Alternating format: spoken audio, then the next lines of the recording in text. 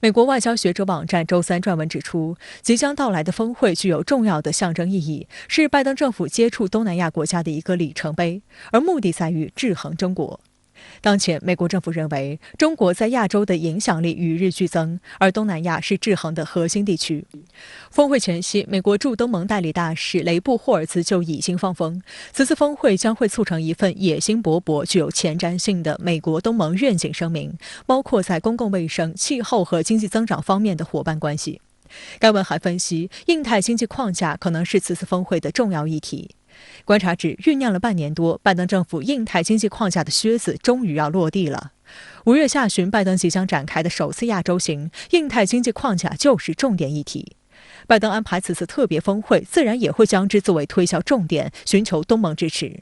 对此，中国外交部发言人赵立坚周四表示，中方认为任何亚太地区的区域合作框架都应顺应和平与发展的时代潮流，增进地区国家间互信与合作，都应体现开放、透明、包容、平等、互尊、互信和互利理念，坚持尊重主权、不干涉内政等原则。亚太是合作发展的热土，不是地缘政治的棋局。中方愿同各方一道，秉持开放合作、互利共赢的宗旨，抵制冷战思维的小圈子，共筑亚太合作的大舞台。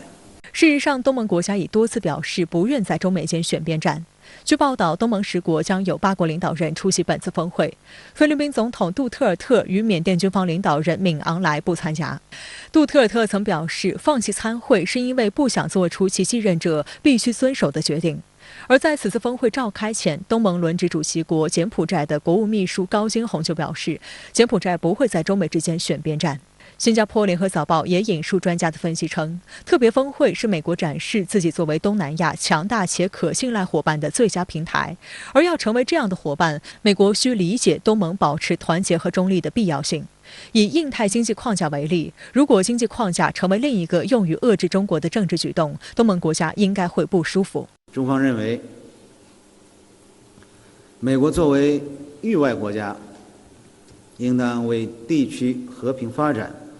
发挥积极建设性作用，而不是损害本地区和平稳定，破坏本地区团结合作。美国更不能打着合作的幌子搞选边站队，在涉及中国核心利益的问题上玩火。东盟做事也好处事也好它有一个原则，叫做东盟方式。也就是说，这些成员国不会在有争议的高敏感度的问题上进行介入。我想东盟也会延续这个传统，不太会深度卷入中国与美国之间的战略竞争。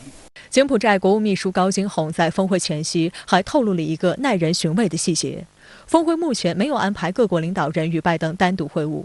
在接受路透社采访时，高金洪抱怨，如果美国政府真的想提升与东南亚地区的关系，拜登就应该在峰会上花更多时间与东南亚领导人会面，东盟领导人应该受到尊重和平等的对待。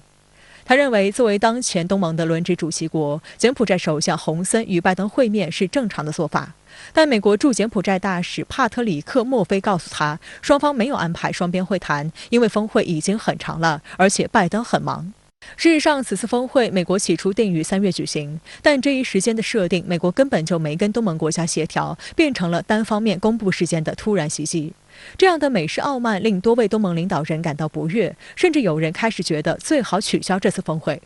几经波折后，此次峰会最终敲定在5月举行，但拜登又不打算与东盟各国进行1对1的双边会晤，再次引发不满。观察指，这似乎预示着美国的东南亚政策仍难脱离重视却不尊重、利用但不利好的旧框架。